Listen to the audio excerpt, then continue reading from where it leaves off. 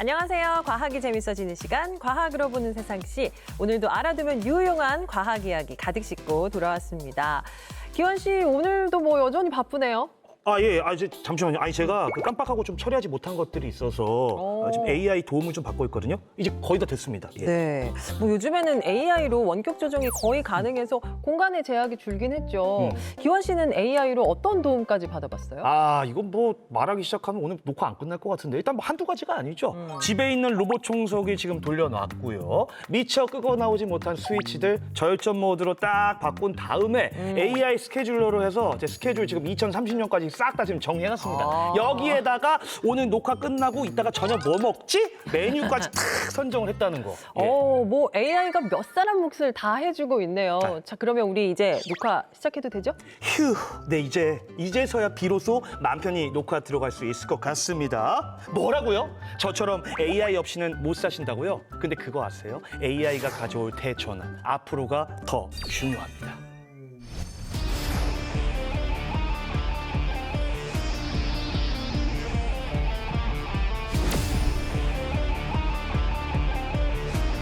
최근 AI를 기업과 사회에 통합함으로써 생산성을 극대화하는 AI 트랜스포메이션이 가속화되고 있습니다.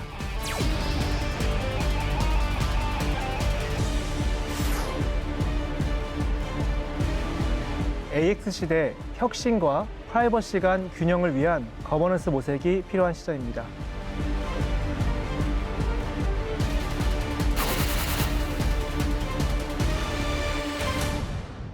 사회 인프라 전반을 디지털 기반에서 AI 중심 체계로 전환하려는 움직임, 인공지능 전환.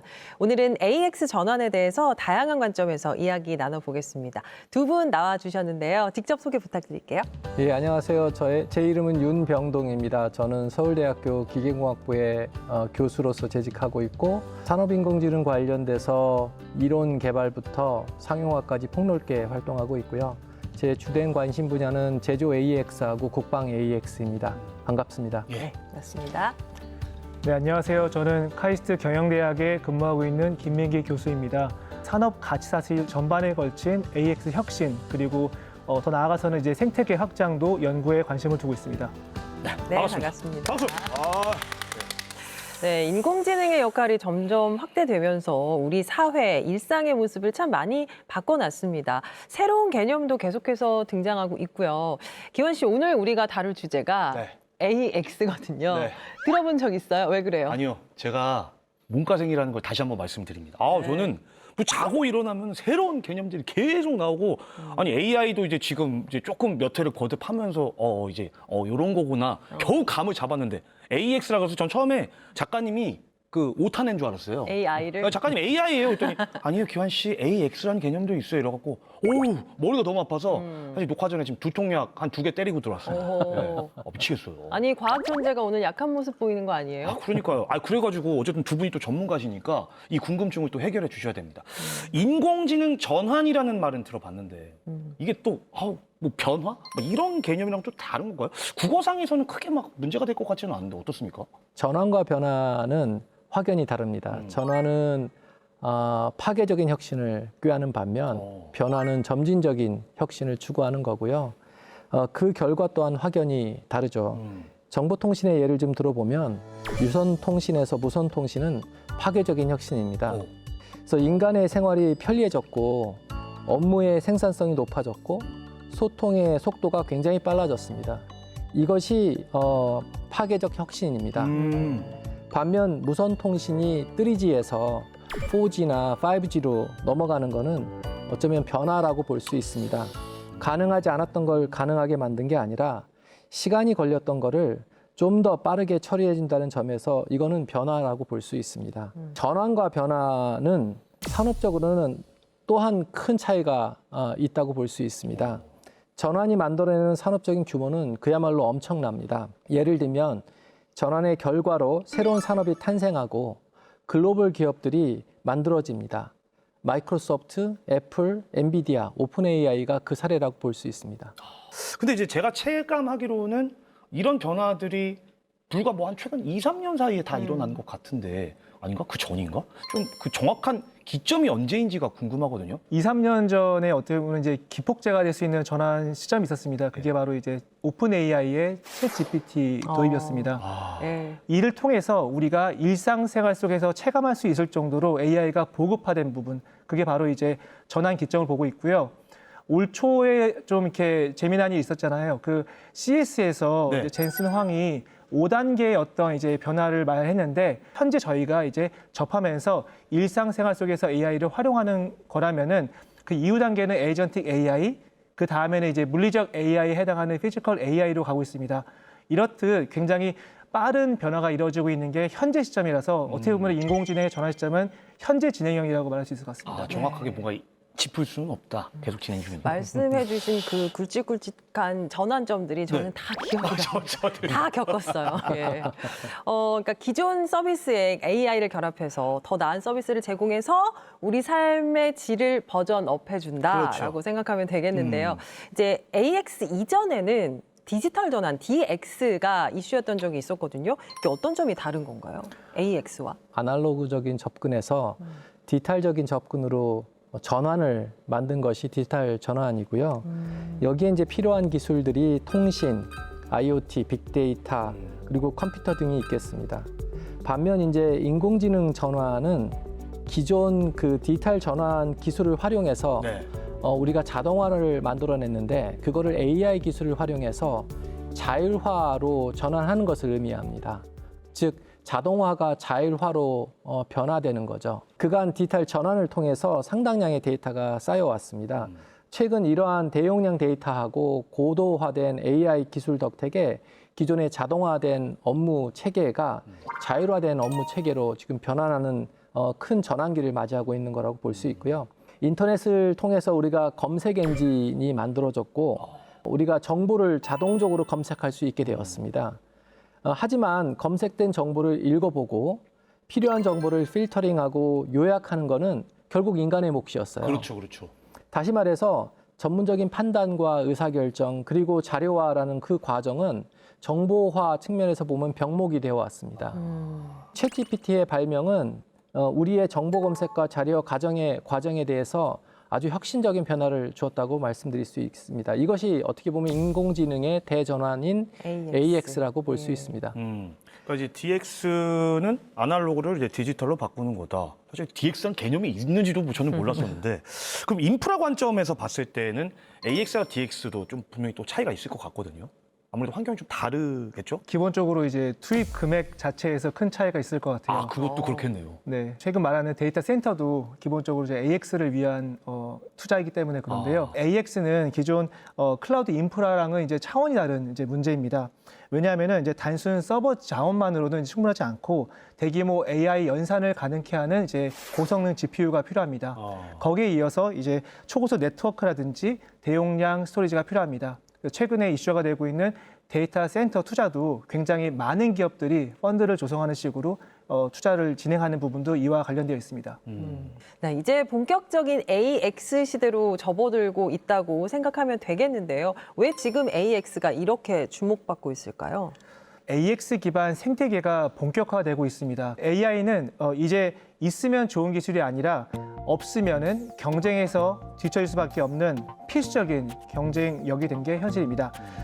또한 이 기업 입장에서는 단순한 기술 트렌드를 넘어서 가지고 기업의 생존과 성장의 필수적인 요소가 되었기 때문입니다.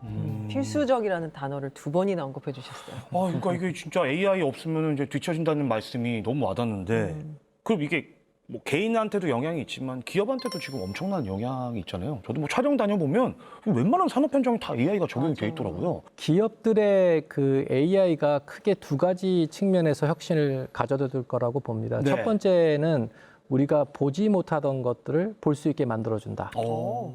제조 현장에서 품질 불량이 나오면 어디서 나오는지, 그다음에 왜 나오는지, 그리고 이걸 어떻게 불량을 해결할지를 사실은 직관적으로 알기가 어렵습니다. 반면 제조 라인에서 수집된 IT, OT 데이터를 우리가 AI적으로 분석을 하면 품질 불량이 어디서 기인하는지, 왜 발생하는지, 그리고 어떻게 해결할지를 알 수가 있습니다. 그리고 두 번째는 과거에는 우리가 경험적으로 의사결정을 했는데 이제 데이터 기반의 조금 더 객관적이고 정확한 의사결정을 가능하게 만들어준다. 예를 들면 제조 현장에서 품질 불량을 사전에 정확히 판단하고 불량이 늘기 전에 품질 문제 해결에 필요한 의사결정 시간을 단축시켜줄 수 있을 거라고 기대합니다. 네. 자, 그렇다면 실제 산업 현장에서는 AX 전환을 통해서 어떤 변화와 혁신이 일어나고 있을까요? 제가 반가워하는 손님이 누군지 아십니까? 짜잔!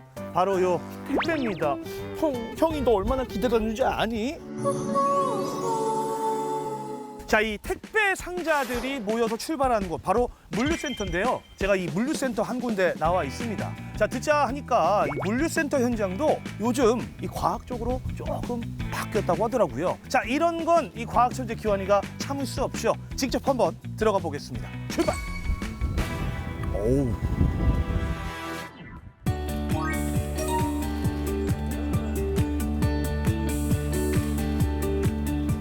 자, 제가 이제 물류센터 안으로 들어왔는데 규모는 일단 어마어마합니다.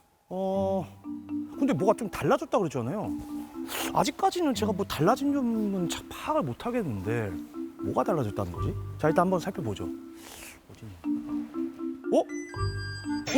이거 봐. 뭐야? 누가 조종하고? 날 피해가는 거 같아. 아니야? 뭐야? 지금 지가 알아서 지금 물건을 뭔가 패킹하려고 지금 이동한. 야, 너 누가 조종하는 거야? 어딨어? 아니, 대체 이런 로봇은 누가 만드는 걸까요? 참 신기하네. 저희가 만들었습니다. 아니 생긴 건 그냥 평범하게 생기셨는데 무슨 네. 램프 요정 지니도 아니고. 잠깐만. 조종기, 리모컨 이런 것도 없는 것 같고. 아닙니다. 저희 로봇은 스스로 이동하면서 일을 처리합니다. 그게 어떻게 가능하죠? 로봇의 위에 라이다라는 센서가 있거든요. 사람은 앞만 보지만 로봇은 365도를 보면서 사람보다 주변 환경을 더 잘 인식하고 네. 스스로 목적지를 이동하게 되는 것입니다. 아, 그럼 말씀하신 라이다 센서가 저 로봇이 이동한 핵심이다 이런 거죠? 라이다 센서가 눈의 역할을 하는 것이죠. 그리고 이 눈의 역할을 하는 라이다 센서 외에 어떻게 길을 찾아가야 될지 정확하게 판단을 해야 되잖아요. 이 판단을 할 수 있는 알고리즘이 핵심입니다. 그래서 사람도 피하고 장애물도 피해서 딱 이동을 할 수가 있는 거군요. 사람보다 더 빠르게 주변 환경을 인식하고 심지어 뒤에 있는 물체도 인식을 할 수가 있습니다. 우와. 지게차가 오든 사람이 오든 목적지로 잘 회피해서 이동을 할 수 있게 되는 것입니다. 뭐 사람은 어쨌든 뒤통수에는 눈이 없으니까 360도 보는 건 불가능한데, 게다가 저는 지도 어플 이런 거 없으면 길을 못 찾거든요. 제가 그 로봇이 어떻게 일하는지 한번 좀 볼 수 있을까요? 저기 로봇이 있는데 네. 한번 가실까요? 가보시죠. 가시죠. 야.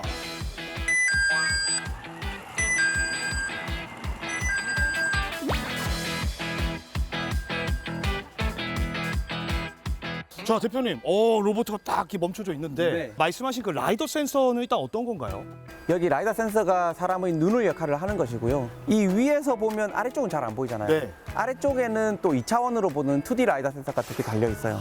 그래서 사고가 나지 않도록 2D 라이다 센서가 아래쪽도 보고 있습니다. 뿐만 아니라 네. 사람의 두뇌를 역할하는 게 굉장히 중요한데 안에 컴퓨터가 내장되어 있고 어떻게 눈으로 보는 이 화면을 보고 내가 어디 있는지를 판단하는 역할을 그 알고리즘이 하는 것이죠. 네.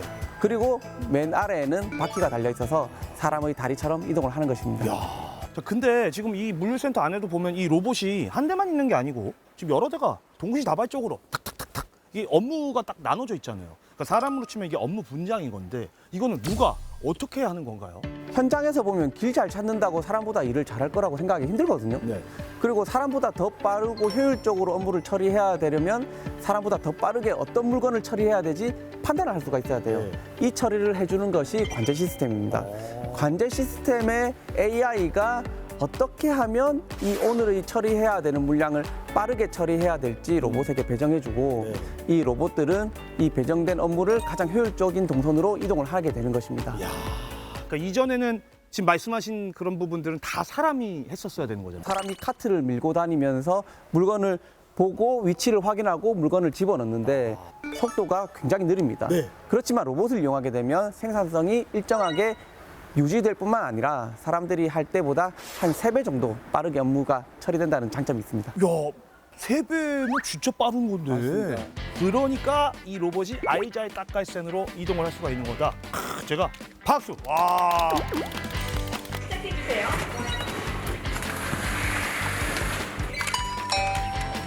상품 피킹을 시작해주세요.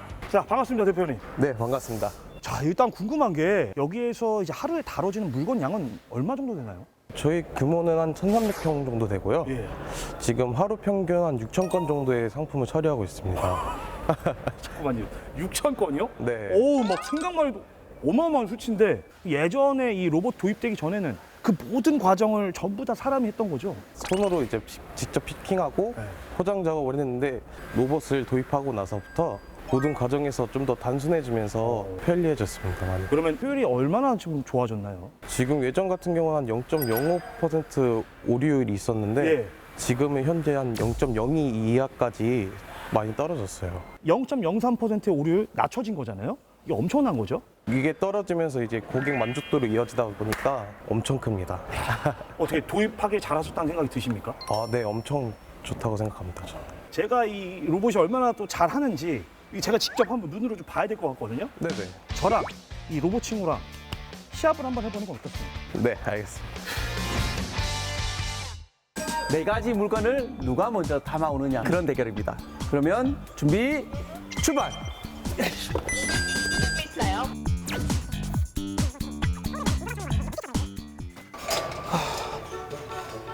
아니 잠깐만, 근데 이걸 어떻게 찾아? 뭘 찾아야 되는 거야 이거?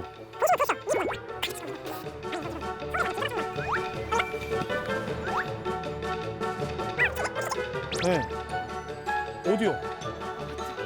지금 로봇한테 지면 안 된다고요. 아, 여기 있다 페이그린. 네, 돼 있고. 아, 선생님 감사합니다. 다 찾은 거죠? 네, 맞습니다.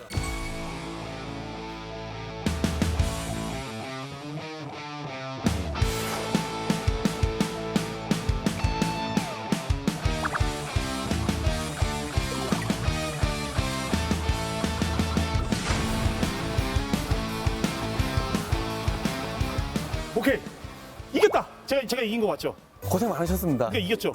아니 아까 로봇이 들어와가지고 기다리다가 힘들어서 저 커피 한 잔 마시고 왔는데 그래도 이제라도 들어오셔서 다행이에요. 아, 이미 벌써 들어왔다고요? 아니 그럼요, 진작 들어왔죠. 자, 사실 이 대한민국 산업 현장에서 이 물류와 또 유통 이런 것들을 또 빼놓을 수가 없지 않습니까? 맞습니다. 이 영역에도 과학이 딱 침투해 있는 거 보니까 오늘 새로운 것도 많이 배웠습니다. 네. 앞으로 이게 어느 영역까지 좀 확대 적용이 될까요? 미래에는 이러한 물류센터뿐만 아니라 피지컬 AI가 해야 되는 일들이 점점 늘어날 거예요. 점점 늘어날 뿐만 아니라 그들은 이동을 중요하게 생각하게 될 겁니다. 자율주행 자동차까지 우리가 알고리즘을 공급하는 걸 목표로 하고 있습니다. 대표님의 계획대로 더 많은 영역에서 더 많은 변화가 있기를 한번 좀 기대해 보도록 하겠습니다. 감사합니다. 야, 근데 너 아까 보니까 의 좀 하더라? 좀 치던데? 근데 그거 알지? 내가 오늘 여기 지금 처음 와서 그렇지 내가 여기 지리만 딱 익혔으면 아까 내가 봐준 거야, 임마. 아이, 귀여운 자식. AX가 중요 키워드로 떠오르면서 산업 전반에서의 전환이 이루어지고 있습니다. 분야별로는 어떤 사례가 있을지 좀 더 알아보겠습니다. 김 교수님, 제조업 분야는 어떤가요? 국내 제조업이 AI를 활용하는 분야로 대표적인 게 스마트 팩토리라고 할 수 있습니다.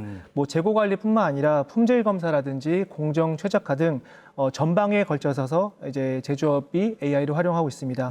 이렇게 제조업들이 AI를 도입을 하게 되는 이유는 아무래도 이제 그 인력 부족 문제를 해결할 수 있고 두 번째로는 생산 효율성 향상, 세 번째로는 이제 품질 관리 고도화 등 이런 식의 이유가 있습니다. 기업 사례에서는 이제 평균 10에서 30% 정도의 생산 효율성 향상이 보였고, 그리고 운영 비용 절감은 이제 10% 이상 달성된 걸로 이제 보고된 바 있습니다. 저는 이제 평소에 좀 관심이 있어 하는 분야는 이제 물류 유통. 그래서 이번에도 촬영 현장을 그쪽으로 좀 갔다 온 것도 있는데, 이 물류와 유통 분야에서의 혁신. 사실 제가 촬영 이후에도 그 관계자분이랑 이런저런 얘기를, 사적인 얘기를 좀 많이 나눴거든요. 근데 이게 변화가 엄청나다고 하더라고요. 실제 교수님께서도 많이 느끼시죠? 물류는 국내적으로 보면 생산하고 소비를 연결하는 네. 물리적인 경제 활동이고요. 운송, 보관, 하역, 그리고 포장, 조립 등 굉장히 다양한 그 정보 활동들이 포함되어 있다고 볼 수 있습니다. 유통 분야에 AI를 활용하면 어떤 효과가 있냐? 재고 관리, 배송 경로 산출, 그다음에 창고 작업 등 전반적인 효율을 높이는 작업에 영향을 미칠 수 있고 또 유지 보수를 한층 강화시킬 수 있는 그런 효과가 발생할 수 있습니다. 동시에 이제 세계 시장을 좀 보면 세계 시장을 선도하는 기업들이 있죠. 아마존은 AI 기반으로 해서 수요 예측을 하고 그걸 가지고 재고 회전율을 35% 이상 개선을 했고 재고 비용을 절감하고 재고 부족으로 인해서 기회 손실을 최소화하고 있습니다. 월마트 매장에 가면 자동 이동 로봇을 도입을 해서 상품의 위치나 가격, 재고 등을 자동적으로 점검하고 분석하고 그 재고 확인 속도를 50% 이상 높여주고 있습니다. 배송 시에는 비효율 경로를 우회하도록 만들어주고 그걸 통해서 우리가 아까 새벽 배송을 하든 그 다음날 배송되듯이 평균 배송 시간을 10에서 15%씩 단축한다고 볼 수 있습니다. 네. 그 제가 국민신문고 있잖아요. 네네네. 그 시스템에도 생성형 AI를 도입했다는 뉴스를 본 적이 있거든요. 이렇게 공공 분야에도 또 AX가 활발하게 이루어지고 있나 봐요. 네, 과거에는 이제 아무래도 이제 개인정보 보호라든지 아니면 환각, 할루시네이션이라 부르는 그런 위험 때문에 신중한 편이었는데요. 2024년 이후에 정부가 공공전용 생성형 AI 플랫폼이라든지 보안 가이드라인을 구축하면서 약간은 AI를 조심하는 단계에서 이제 활용하는 단계로 무게가 옮겨갔습니다. 민원 상담이라든지 아니면 행정 문서에 대한 초안 작업, 그리고 뭐 정책 자료에 대한 요약이나 검색 같은 그런 내부적인 행정 업무뿐만 아니라 무엇보다도 국민과 직접 맞닿아 있는 서비스 쪽에서도 이제 AI를 이제 적용하고 있습니다. 즉 이제 국민들이 이런 식으로 이렇게 공공 서비스를 이용하는 과정에서도 다양한 편의성을 추구해주는 식으로 이제 변화가 있습니다. 그 까다롭다는, 그 민감하다는 공공 분야까지 이 AI가 딱 접수를 했다. 이 얘기를 들으니까 진짜 이 AI라는 거는 이제는 선택이 아니라 필수다라는 또 생각을 하게 됩니다. 자, 그래서 준비했습니다. 인공지능 전환 시대 이 AX를 제대로 따라가기 위해서 알아야 될 핵심 키워드 3가지를 좀 준비를 해봤거든요. 네. 자, 첫 번째 윤 교수님께 질문 드립니다. 멀티모달 AI 이게 뭡니까? 가장 쉬운 예는 인간입니다. 인간이요? 그럼요. 멀티모달 AI가 뭐냐고 했는데 그게 인간이다. 인간은 시각이 있고 네. 청각이 있고 후각이 있고 촉각이 있고 촉각. 이런 다양한 감각을 통해서 정보를 수집을 하죠. 네네. 그리고 나서 그걸 기반으로 해서 의사결정을 하고 행동을 만들어내는 겁니다. 이게 대표적인 멀티모달 AI라고 볼 수 있고요. 산업 현장을 가보면 제조 현장에서도 시계열 데이터, 이미지 데이터, 텍스트 데이터와 같은 멀티모달의 데이터를 받아들여서 그걸 가지고 품질 검사도 하고 품질 예측도 하고 정비도 하고 에너지 최적화도 하고 이런 일련의 활동들을 우리가 멀티모달 AX라고 볼 수 있습니다. 이처럼 멀티모달 AI 확산은 기업 소프트웨어 생태계에 근본적인 변화를 만들어낼 거라고 예고하고 있습니다. 그럼 그 멀티모달 AI는 이제 조합이 뭐 여러 개가 될 수 있겠네요. 그럼요. 무궁무진하고. 오, 좋습니다. 자, 첫 번째 키워드 잘 들어봤고요. 자, 인공지능 전환 시대, AX 시대를 제대로 따라잡기 위해서 알아야 될 핵심 키워드 두 번째입니다. 신뢰할 수 있는 AI, 영어로는 trustworthy AI라고 하는데 이게 뭡니까? 네, 아무래도 이제 AI가 단순히 정보를 찾는 도구를 넘어서서 뭐 의료라든지 금융이라든지 교육처럼 굉장히 민감한 결정을 돕는 단계로 들어섰기 때문에 중요한 기준은 이제 얼마나 안전하고 얼마나 공정하고 그리고 설명이 가능한가가 되었습니다.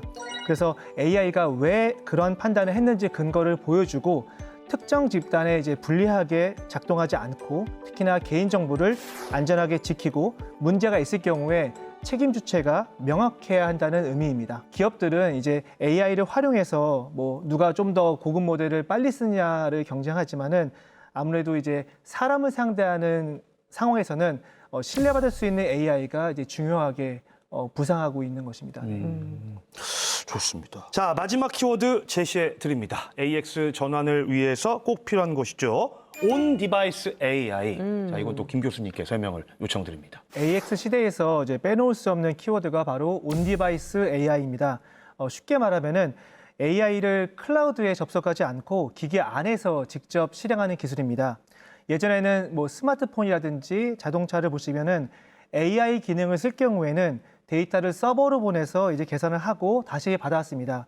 근데 이제는 기기 자체에서 작은 AI가 작동을 하는 겁니다. 실제로 올해 나온 최신 스마트폰을 보시게 되면은 뭐 우리가 갖고 있는 다양한 사진 그리고 그 안에서의 물체들을 지우거나 뭐 통화 내역도 저희가 실시간으로 자막 처리하고 번역하는 기능까지 이제 생겼는데 이러한 것들을 그 오프라인에서 처리할 수 있는 AI 칩셋도 탑재되었습니다. 앞으로는 이제 AI가 클라우드만 있는 게 아니라 주머니 속이라든지 뭐 자동차 안, 그다음에 집안 곳곳에서 항상 우리와 함께 생각하고 도와주는 방식으로 이제 진화하게 될 것입니다.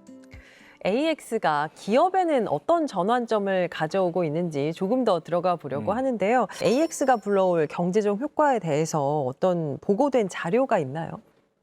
모건 스탠리는 S&P 500의 기업들이 약 1조 달러 이상의 경제적인 효과가 있을 거라고 보고하고 있습니다. 결국은 자동화에서 자율화로 넘어가면서 많은 일자리들이 AX로 전환이 될 것이고 그리고 AI 에이전트들이 그 많은 인간의 일자리들을 대체하면서 오는 여러 가지 효과들이라고 보고 있고요. 일자리를 찾아왔던 인간들이 고부가 가치의 산업으로 또는 일자리로 변화하면서 생기는 경제적인 효과라고 볼 수가 있겠습니다. 그러면 이 국내 경제는 또 어떤지도 궁금하거든요. 사실은 이제 우리나라에서 이게 또 중요한 거지 않습니까? 예.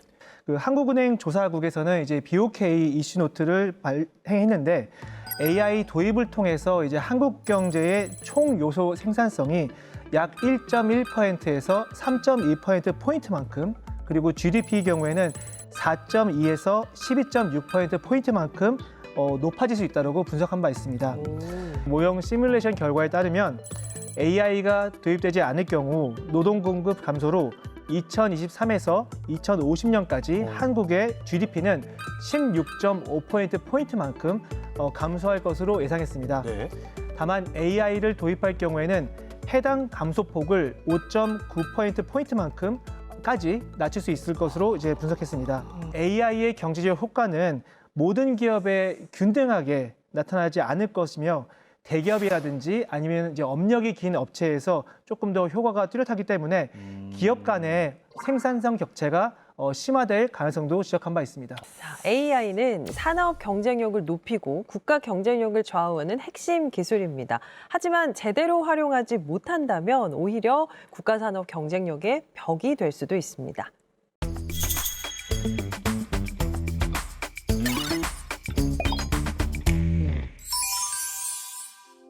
우리나라에서 제조업이 차지하는 비중은 국내 총 생산의 약 25%입니다. 말 그대로 국가의 허리에 해당하는 산업이죠. 그런데 지금 이 제조업이 흔들리고 있습니다. 생산 가능 인구는 줄고 있고 중국의 제조 경쟁력은 이미 우리를 앞질렀습니다. 여기에 미국을 중심으로 세계 보호무역주의가 확산되면서 수출 환경도 매우 불확실해졌습니다. 이 위기를 돌파하기 위한 해법 중 하나가 제조 AX, 즉 제조 현장의 AI 기반 전환입니다.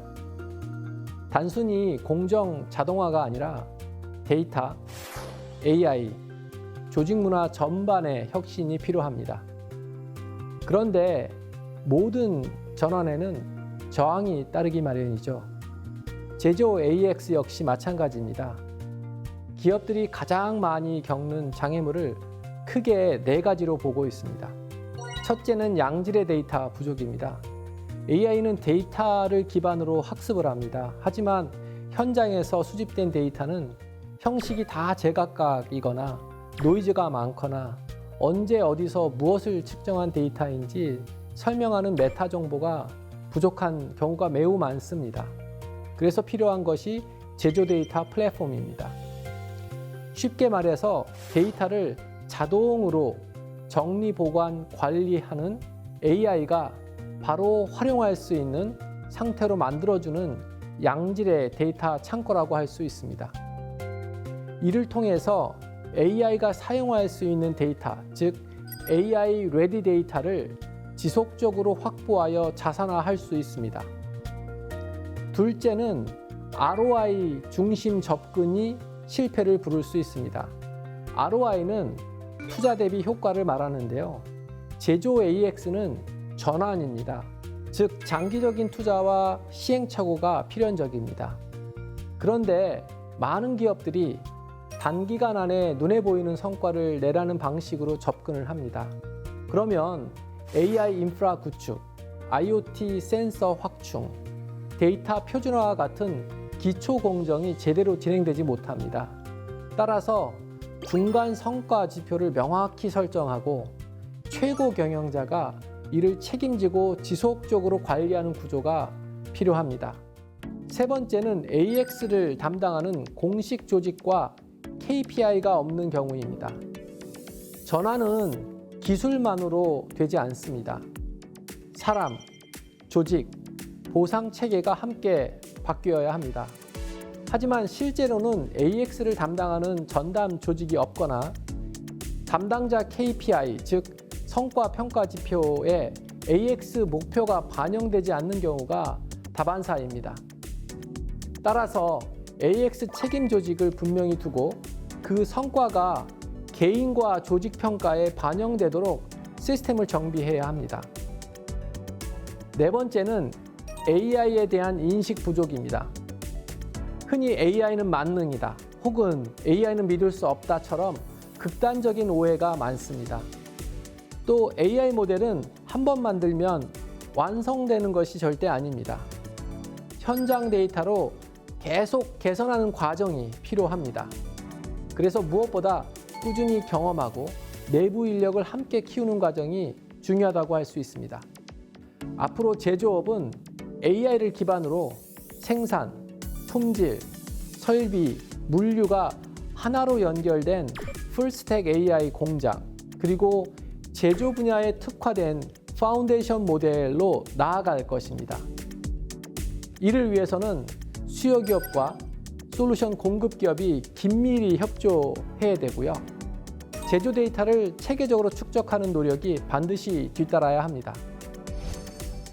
과거 어떤 기술 혁명보다 빠르고 또 광범위한 변화가 예상되기 때문에 선제적인 대응, 지혜로운 선택이 그 어느 때보다 중요한 시점인데요. 네. 또 발빠르게 전략을 세우고 실행하는 국가들이 있죠. 아무래도 이제 가장 앞서 나가고 있는 국가가 바로 미국입니다. 네. 지난 2025년 7월 미국 정부는 AI 액션 플랜을 통해서 인공지능 기술을 중심으로 미국의 국가 경쟁력을 획기적으로 강화하겠다는 전략을 발표한 바 있습니다. 단순 산업과 정보, 학문의 르네상스를 동시에 견인할 수 있는 핵심 기술로 AI를 보고 있다는 것이고요. 이 경쟁에서는 미국뿐만 아니라 동맹국이 승리해야 한다는 그런 식의 분명한 국가적 목표를 설정하고 있습니다. 미국 같은 경우는 이제 특히 AI를 갖다가 특정 분야 중에서도 이 외교, 기술 안보 이쪽에 또 전략적으로 좀 사용하고 있지 않습니까? 결국은 이제 중국을 따돌리기 위한 건데요.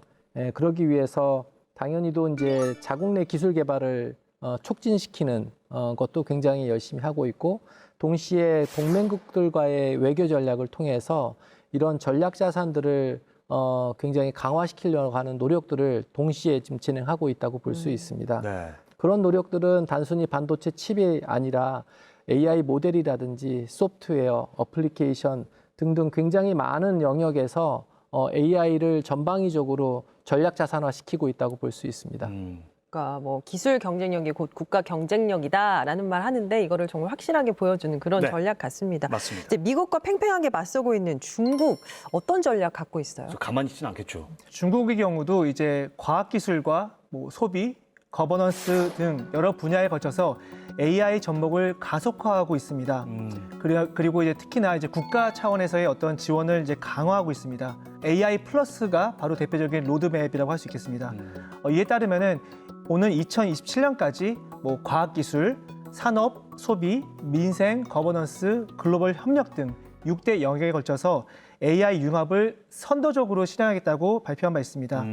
더불어 이제 디바이스, 즉 지능형 단말기 뿐만 아니라 AI 에이전트 보급률을 70% 이상으로 확대하고 2030년 보급률을 90% 목표를 가지고 있습니다. 그래서 2035년까지는 스마트 경제, 사회 발전의 새로운 단계로 진입하겠다는 계획입니다. 이러한 계획을 보시게 되면은 최근에 미국 주도로 발표된 스타게이트 프로젝트가 좀 주목할 만한데요. 예. 오픈 AI라든지 소프트뱅크 등 5천억 달러를 이제 투입해서 데이터 센터를 이제 구축하겠다는 건데요. 중국 같은 경우에도 올해 AI 자본 지출액은 약 980억 달러에 이른다고 합니다. 미국이 스타게이트 프로젝트를 통해서 세계 최대 규모의 AI 컴퓨팅 허브를 마련한 상황에서 아무래도 이제 중국도 막대한 투자로 AI 경쟁에서 뒤처지지 않겠다는 포부를 보이고 있습니다. 이 미국이 지금 스타게이트 프로젝트를 한다고 하니까 이제 중국이 이거 이러면 안 되는데 우리 뒤처지면 안 되는데 이래서 좀 조바심이 좀 나는 모습인 것 같은데 일본은 좀 어떻습니까? 일본도 AI 전환에 굉장히 빠르게 속도를 내고 있습니다. 그렇죠. 예, 일본 같은 경우는 올해 일본 그 경제 생산성에서 AI 법안을 통과시켰습니다. 일본을 세계에서 가장 AI를 개발과 활용 측면에서 쉬운 나라로 만들겠다는 의도이고요. 네. 유럽식의 강한 사전 규제를 통해서 AI를 컨트롤하는 게 산업을 아니고. 키우는 게 아니라 네.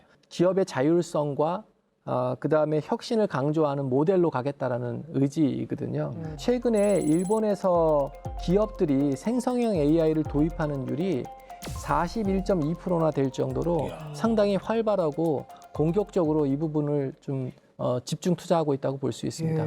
그러니까 뭐 미국, 중국, 일본까지 AI 주도권을 뭐 국가 전략으로 아주 공격적으로 추진하고 있는데 그러면 우리나라의 전략은 뭔가요? 대한민국 역시 기술 패권 경쟁에서 뒤처지지 않기 위해서 굉장히 많은 노력을 하고 있습니다. 네. 최근에 젠슨 황과 이제 삼성, 현대차 회동에서 볼 수 있듯이 한국에 갖고 있는 이런 첨단 기술에 대한 주목도 전 세계적으로 이제 있는데요.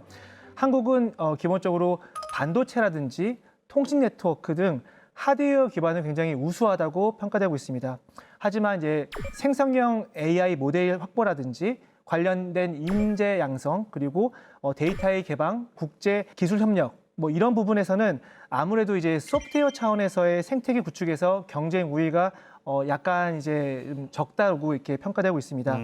미국의 사례에서 본 것처럼 단순히 이제 기술 경쟁력뿐만 아니라 안보라든지 산업, 고용, 외교까지 영향을 미치는 총체적 이슈로 경쟁이 이제 전환되고 있기 때문에 우리나라도 AI 정책의 초점을 기술 개발에만 두지 않고 인프라나 제도, 인력, 안보를 아우르는 종합적인 국가 전략을 수립할 필요가 있습니다. 네.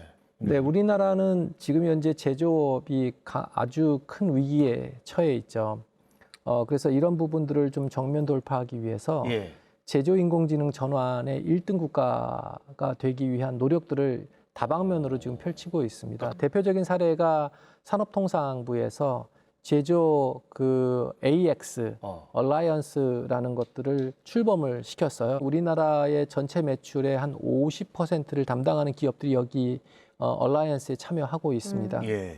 이 얼라이언스는 뭐 자율주행, AI 팩토리, 휴머노이드 등과 같은 다양한 주요 분야로 구성이 되어 있고요. 2030년까지 약 100조 이상의 부가가치를 창출할 걸 기대하고 출범했다고 볼 수가 있습니다. 예. 제조 AX 얼라이언스는 궁극적으로는 수요 기업이 갖고 있는 AX적인 어떤 요구 사항들을 우리가 AI 전문 기업들이 그 솔루션을 만들고 제공하는 그런 어떤 기회라고 볼 수가 있고요. 그걸 통해서 우리나라 제조업이 안고 있는 여러 가지 문제점들을 하나하나 해결할 거라고 보고 있습니다. 자, 우리는 이미 AX, 인공지능 전환 시대에 살고 있습니다. 개인 프라이버시와 혁신 간의 균형을 위한 노력이 더 중요해지고 있는데요. 제로 프라이버시라는 용어가 있어요. 예. 기원 씨 알고 있어요? 아유, 이거 지금 모를까 봐 물어보신 거죠? 네. 당연히 알고 있습니다. AI를 기반으로 해서 나도 모르는 나의 개인 정보가 수집된다. 이게 제로 프라이버시잖아요. 그렇죠. 사실은 저희처럼 착한 마음을 가지고 AI를 이용하면 얼마나 좋습니까? 그럼 얼마나 이 세상이 아름답겠어요. 하지만 저희만 있는 게 아니죠. 꼭 이걸 악용하는 사람들이 있기 때문에 이런 개인정보 보호 문제가 계속 대두되는 것 같습니다. 이거 좀 중요해 보이는데 김 교수님 여기에 대한 생각은 어떠십니까? 네, 맞습니다. 아무래도 집안의 기기들이 점점 똑똑해지고 있기 때문에 이제 핵심 쟁점은 어떤 데이터가 언제, 어디로 가는가입니다. 저 AI 스피커 같은 경우에도 이제 평소 대화를 다 듣고 있는 건 아닙니다. 녹음하고 있는 게 아니거든요. 하지만 이제 기기가 잘못될 경우가 있습니다. 그래서 원치 않은 대화가 전송될 가능성이 있기 때문에 사용자 입장에서는 아무래도 이제 기록을 확인하거나 삭제 권한을 갖는 게 중요하겠죠. 냉장고나 로봇 청소기 역시 카메라나 센서로 음식이 얼마큼 남아있는지 그리고 집 구조를 인식하는 기능 자체는 인간의 편의를 위한 정상적인 기술이에요. 다만 이 과정에서 원치 않게 우리 집의 어떤 구조라든지 그리고 생활 패턴과 같은 그런 민감한 정보가 어디에 저장되고 어떻게 활용되고 있는지를 투명하게 관리해야 됩니다. 그래서 과거처럼 단순하게 데이터를 수집하고 이용하고 제공하는 그런 수준의 관리를 넘어서서 설계라든지 네. 학습 그리고 운영까지 전 주기적으로 개인정보를 보호하는 AI 프라이버시 거버넌스가 필요해졌습니다. 자, 마지막으로 AX 대전환 시대를 맞아서 지금 가장 중요한 것 또는 어떤 자세로 우리가 이 새로운 시대를 바라봐야 될지 두 분의 조언을 좀 듣고 싶습니다. 윤 교수님부터 부탁드릴게요. 시대를 살아가면서 우리가 전환기를 맞이한다는 거는 어떻게 보면 위기이자 기회라고 저는 생각을 합니다. 네. 그래서 이제 AX라는 전환기를 피하지 마시고 마주하시고 가급적이면 익숙해지시기를 조언을 드리고요. 결국 미래는 AX를 잘 활용하는 자가 선도할 거라고 보고 있습니다. 그런 측면에서 처음에는 AX를 마주하실 때 불편하고 힘들겠지만 그리고 또 실패할 수도 있습니다. 하지만 자꾸 활용하다 보면 아마 그 자신도 모르게 AX를 잘 활용하는 사람이 될 거라고 믿습니다. 네. 한국에도 어떻게 보면 이제 그 AX에 준하는 그 큰 전환이 한번 있었다고 생각합니다. 네. 그거는 이제 한글 창제거든요. 그러니까 이제 문자라는 이제 지식인들만 접하고 사용할 수 있던 그런 수단을 일반 대중들이 활용해서 굉장히 많은 문화가 융성되지 않았습니까? 네, 그러네요. 마찬가지로 지금처럼 이렇게 인공지능 자체를 어떻게 보면 일반인들이 가치를 창출하기 위해서 이제 활용할 수 있는 그런 시대가 왔습니다. 그래서 AI를 그렇게 조금 바라보면 좋겠고 더불어 여기서 말하는 일반인도 제 생각에는 좀 더 확장될 수 있다고 봅니다. 왜냐하면 저희가 이렇게 경제 활동 가치 창출을 얘기할 때 일반인에는 사회적 취약계층이 이제 배제되어 있습니다. 네.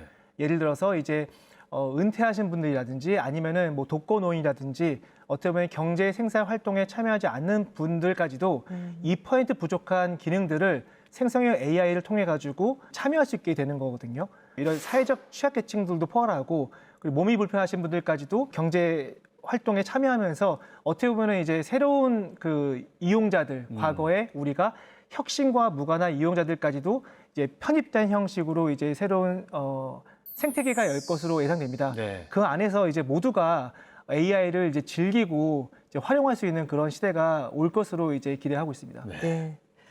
AI를 책임 있게 사용하고 혁신적인 발전을 함께 이뤄 나감으로써 AI가 우리 삶의 든든한 동반자로 자리 잡게 되길 기대해 보겠습니다.